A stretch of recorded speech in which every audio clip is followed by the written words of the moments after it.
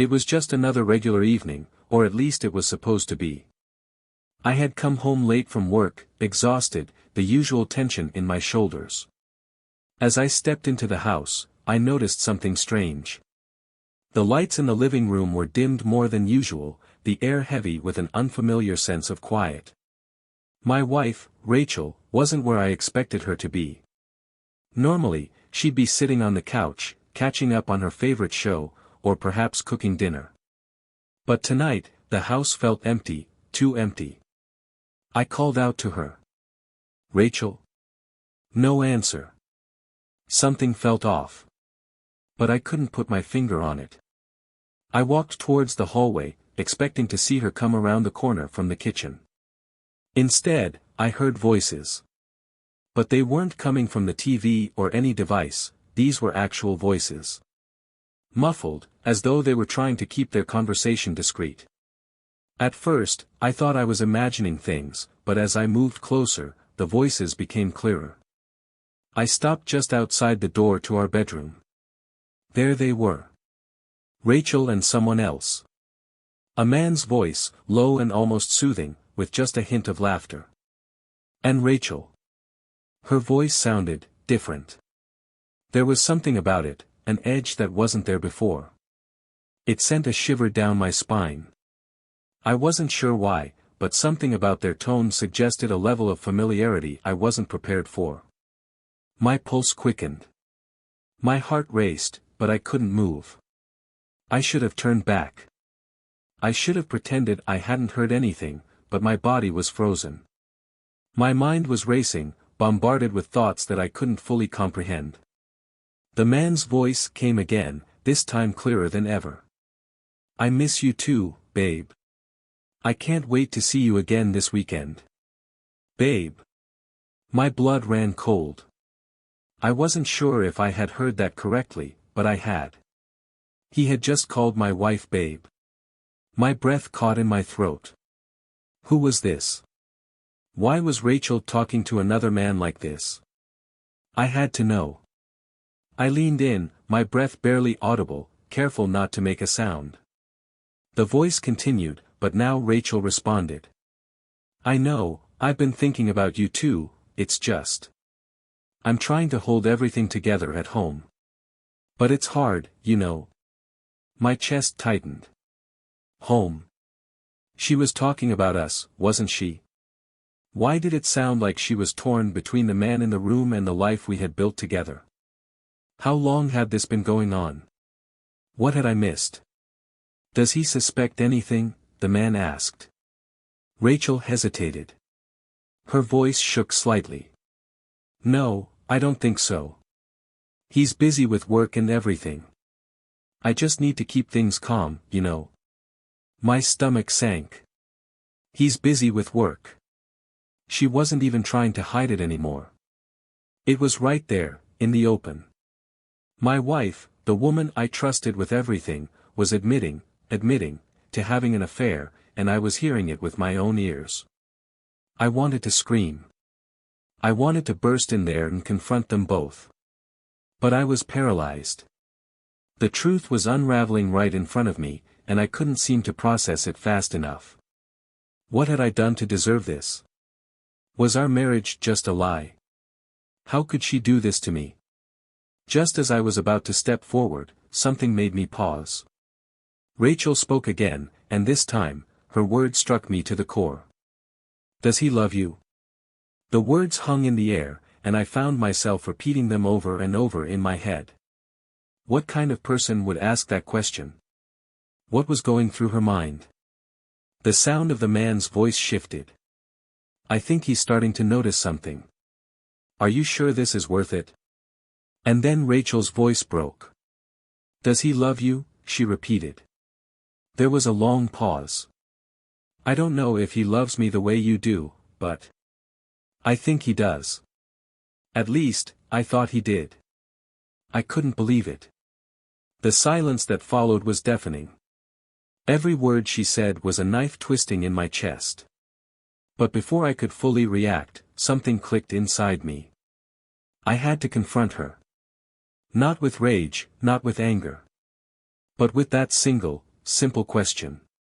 I took a deep breath and forced myself to step back, trying to control the whirlwind of emotions crashing over me. I couldn't allow myself to fall apart, not just yet. The truth had come too sharply, too quickly, but I had to find out more. I had to know. And then, when the moment finally arrived, when Rachel walked into the room, I was ready. I wasn't angry. I wasn't shouting. I was calm. I just looked at her and asked, "Does he love you?" The question hung between us like a heavy fog, thick and suffocating. And for the first time in our relationship, I saw my wife truly at a loss for words. Rachel stood there, her face flushed, her eyes darting away from mine. It was clear that she hadn't expected me to ask that question. Her lips parted, as if searching for the right words, but nothing came out. The silence stretched between us, thick with tension, the weight of the moment pressing down on her, on me, on everything. I could feel the pulse in my temples. The question I had asked, "Does he love you?" was simple, but the implications of it were profound. It wasn't just about her affair anymore. It was about everything, our marriage, the trust we had built, the life we had shared. Had it all been a lie? Rachel opened her mouth, then closed it again, struggling to find a way out of this trap she had unwittingly walked into. The words she had spoken earlier, on the phone with her lover, echoed in my mind. She had been so open, so casual about it. She had been ready to give him a piece of herself, a piece that I had never imagined would be taken by someone else. I had to know. I couldn't let her avoid the question, even if she tried to deflect. I took a step closer to her, my voice steady but low. "You heard me, Rachel. Does he love you?" For a second, she looked like a deer caught in headlights. It was almost as if she hadn't realized how badly she had been exposed. She had thought she was keeping it all together, keeping it from me, but now the truth was out in the open. She could no longer hide behind half-truths and deceit. Finally, she spoke, her voice shaky. "I don't know what you're talking about." I didn't flinch. I had already heard everything. There was no denying it. "You were talking to him on the phone. You said it yourself, I don't know if he loves me the way you do, but I think he does. At least, I thought he did." Her face drained of color. She took a step back, her back hitting the wall. She hadn't expected me to confront her like this, head-on, with facts in hand. She had assumed I would be clueless, that I wouldn't find out, that I wouldn't hear the phone call. But I had, and now, there was no escaping it. I can explain," she stammered. "It's not what you think." "No," I interrupted. "It's exactly what I think. You've been having an affair.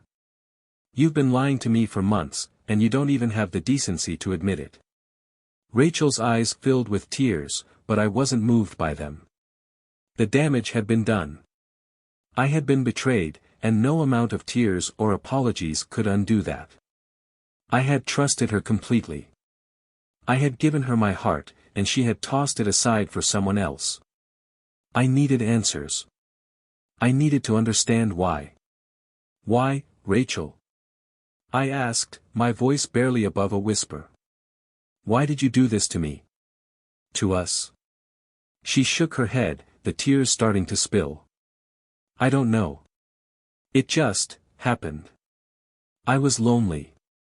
You were always busy with work, and I needed someone to talk to. Someone who understood me." Her words were rushed, as if she was desperately trying to justify her actions, but I wasn't buying it. "Lonely?" I repeated, my voice rising. "So, instead of talking to me, your husband, you decided to sleep with someone else? That's your excuse?" She nodded, wiping her eyes. "It wasn't like that, I swear. It happened. And I didn't know how to stop it once it started." I was livid, but I kept my composure. This wasn't the time to yell, to scream at her. I had to stay in control of myself if I was going to get the answers I needed. "You didn't know how to stop it. You didn't know how to stop betraying the man who gave you everything. The man who loved you. Rachel didn't answer immediately. She was shaking now, her hands trembling in her lap. She had nothing left to say. All of the excuses, all of the lies she had told herself over the past months, now seemed hollow and meaningless. She knew that I knew the truth. And in that moment, I realized just how little she had thought of me. You don't even know his name, do you? I asked, my voice bitter. You never once told me who he is. You've been lying about that too, haven't you? Rachel's face twisted with guilt. She couldn't look me in the eye. She had been caught. There was no way to hide anymore. He's just a colleague. Someone I met at work, she finally admitted. Her voice was quieter now, as if she couldn't bear to say it out loud. His name's Brian. We just started talking at first, and then it became more. Brian. The name was foreign to me, but it stung like salt in an open wound. All this time, she had been seeing someone else. Someone from her workplace, someone who was now taking up a place in her heart, a place that should have belonged to me. I didn't say anything for a while. I just stared at her, my thoughts swirling. What had happened to the woman I married? What had happened to the trust we built, to the vows we made? I was struggling to comprehend it all. It was as though the foundation of everything we had was crumbling beneath me. How long? I asked, my voice steady but breaking. How long has this been going on, Rachel? She looked down at her hands, her fingers twisting together in nervousness. A few months. It started out innocently, just talking, but then it got complicated. A few months. It felt like a lifetime to me. I had been living a lie, completely unaware. I had been coming home from work every day, thinking everything was fine, believing that our marriage was intact. But all the while, she had been seeing someone else, someone who wasn't me. The betrayal was too much to bear. A few months, I repeated. And in that time, you've been lying to me, sleeping with him, and pretending like nothing's wrong. And now, you expect me to just forgive you? Rachel looked at me, her face pleading. Please, don't say that. I never meant for any of this to happen. I love you, I do. But I made a mistake. A huge mistake. And I'm so sorry. Please, just let me explain. Let me fix this. Her words hung in the air, but I couldn't bring myself to believe them anymore. It wasn't just about the affair. It was about everything. The trust. The respect. The bond we once shared. All of it had been broken, shattered by her actions. And no matter how many apologies she made, no matter how many tears she shed, I wasn't sure if I could ever look at her the same way again. Explain. I scoffed. There's nothing left to explain, Rachel. You've already shown me who you are. And I don't think I can ever forgive you for this. The silence between us was suffocating. Every word I spoke felt like it added more weight to the tension in the room. We had come to an impasse. There was no turning back now. I had my answer. And I was done. The silence in the room stretched on, suffocating. Rachel's eyes were red, and her hands trembled uncontrollably. Her face was a mask of regret and guilt, but it wasn't enough. It wasn't enough to undo what she had done. I stood there, staring at her, feeling like I had been hit by a freight train. Everything I thought I knew about our relationship, everything I had believed about our marriage, had been shattered in a matter of minutes. How could I ever come back from this? How could we possibly rebuild something that had been broken beyond repair? I had been betrayed in the worst way imaginable, not just by her actions, but by the way she had deceived me. She had lied, manipulated, and then come home each day pretending that everything was fine. She had kept her affair hidden from me, and that alone was the deepest cut. She hadn't even had the decency to be honest about it. And now she was standing in front of me, pleading, asking for a second chance. But how could I give that to her? How could I ever look at her the same way again? How could I trust her, knowing what I now knew? I had been so vulnerable with her, so trusting. I had given her everything, my heart, my time, my love. And now, it felt like it had all been for nothing. "Please, you have to understand," Rachel whispered, her voice breaking. "I didn't want to hurt you. I didn't want any of this. I made a huge mistake, but I want to make it right. I love you. I've always loved you."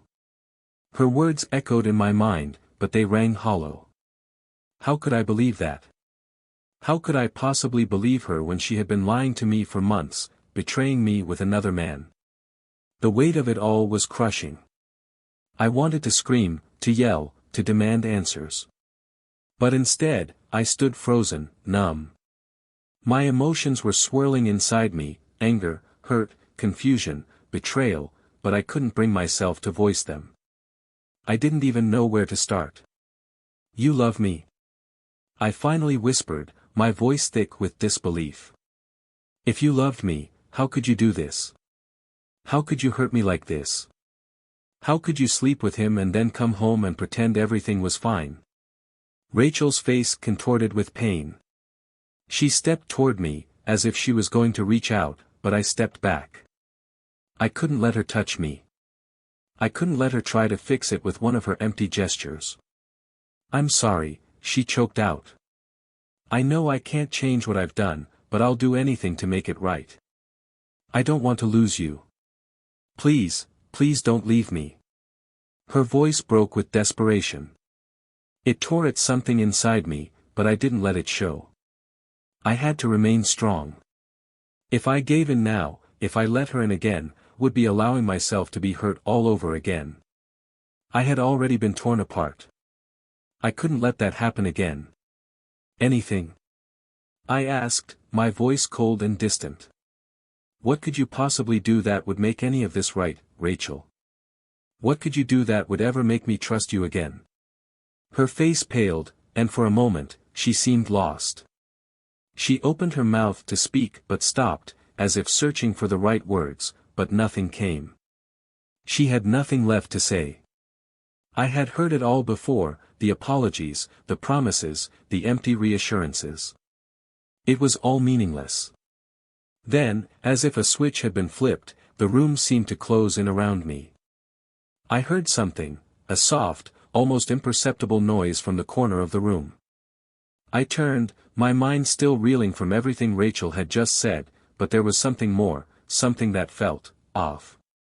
My eyes narrowed as I tried to focus on the source of the sound. It was faint, but I could make out the faint rustling of paper, a whisper of movement that didn't belong. And then, the most unexpected thing happened. I looked down at the coffee table. There, lying next to a stack of mail, was her phone. It was unlocked. And even though I knew it was wrong, a part of me was compelled to pick it up. Before Rachel could stop me, before she could say anything, I grabbed her phone, flipping it open with a quick motion. And there, right in front of me, was the text message I had been dreading, the text that confirmed everything I had feared. It was from him, Brian. My fingers shook as I read the message aloud, the words cutting through the silence like a knife. "I miss you, baby. Can't wait to see you again tonight. I think about you every minute. I love you, Rachel. I know this is wrong, but I can't help how I feel. You're everything to me." I stopped, my heart pounding in my chest. Rachel's face drained of all color as she watched me read the message. Her eyes were wide, filled with panic. I can explain," she stammered, but the words were already meaningless. It was too late. "You love him," I said, my voice barely above a whisper. "That's what this is all about. You love him, not me. All this time, you were just playing me for a fool." Rachel opened her mouth, but no sound came out. The truth was undeniable now. She had been lying, not just to me, but to herself as well. She had allowed herself to fall in love with someone else, and no amount of apologies would undo that. I dropped the phone onto the table with a thud, the realization sinking in. The betrayal wasn't just physical, it was emotional. She had let herself fall for him. She had given him a piece of herself that she should have kept for me. The anger inside me began to bubble over. How could she do this to me? How could she be so selfish, so cruel?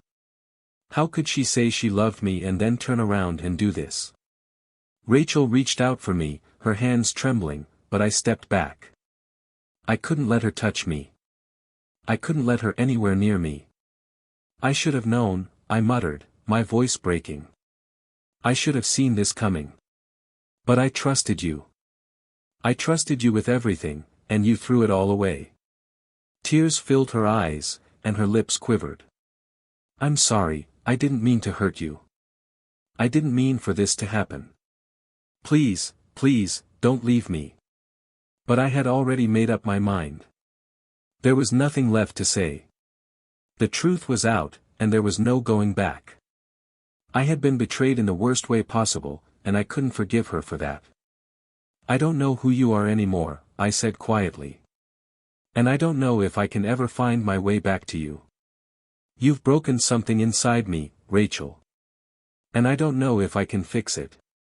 With that, I turned away from her, the weight of the moment crushing me. My heart felt like it was breaking, but I knew I couldn't stay. I couldn't be in this house with her anymore. Not after everything. Not after the betrayal. Not after the lies. As I walked out the door, leaving her behind, I knew that things would never be the same again.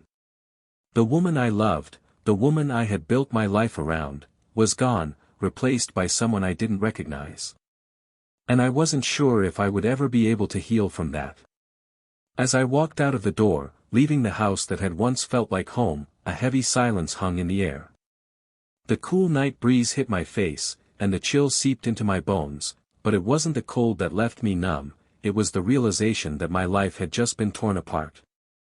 Every step I took away from that house felt like I was walking further away from the person I once was, the person who had loved with all his heart, the person who had trusted without question. But now, I wasn't sure who I was anymore. I found myself standing at the edge of the sidewalk, my mind racing, my body frozen.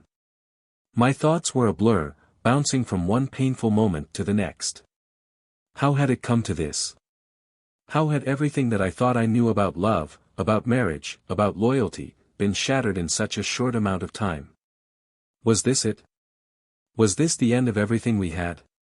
Was there a way back from this? I thought of Rachel. I thought of the woman I had married, the woman I had shared my dreams with, the woman I had trusted with my deepest fears and hopes. Could I ever look at her the same way again? Could I ever believe her words? Would I be able to forgive her? But then there was the other side of the equation, the side of me that had been betrayed, the side that knew that no matter how much I loved her, no matter how many times she apologized, I could never forget what she had done. It was like a scar, etched into my soul, one that would never fully heal. I didn't know where to go. I didn't know what to do. The life I had built with Rachel no longer felt like mine, and I was standing on the precipice of an uncertain future. In the distance, the city lights flickered, their glow distant but comforting in a way. It was as though the world kept spinning, unaware of the storm that had just hit my life. I didn't know if that was a good thing or a bad thing, but I felt small against it. Insignificant. As I walked down the empty streets, I tried to make sense of what had happened. Was there a way to move past this? Could I ever rebuild a future without her, without that vision of a life we were supposed to share? What was my next step? What did I want out of this now? I couldn't answer that. Not yet. Maybe not ever. The next few days were a blur. I avoided talking to Rachel. I didn't even know what to say to her, even if I had stayed. She sent me messages, called me, her voice desperate and pleading, but I couldn't bring myself to respond. Every time I saw her name on my phone, I felt this mix of anger, heartbreak, and confusion flood through me. I didn't know if I could forgive her. And I wasn't sure if I even wanted to. But there were moments when I thought about the good times, the moments that were real before the betrayal. The laughter, the quiet moments together, the feeling of being loved and needed. It was easy to get lost in the memories, to long for the things I had lost. And in those moments, I wondered if forgiveness was even possible. Could I ever get past the pain? Or would it always define who I was with her? There was no easy answer. There was no handbook for this kind of betrayal. No clear path forward. Everything felt like a choice between two equally impossible decisions, to hold on to the past, to the woman I once loved, or to walk away and rebuild from the wreckage, knowing that nothing would ever be the same again. As the days passed, I found myself slipping into a kind of limbo. I wasn't the same person I had been before the betrayal, but I wasn't sure who I was becoming. I thought of talking to someone, a friend, a counselor, but the truth was, I didn't even know what I would say. How could I explain what had happened? How could I put into words the hollow feeling inside me, the confusion that consumed me? The thing is, there were no clear answers to this kind of pain. No quick fix. No right decision. I could walk away from Rachel, from the life we had built, but I would carry the pain with me. And if I stayed, how could I ever trust her again? How could I live with the constant reminder of what had been broken?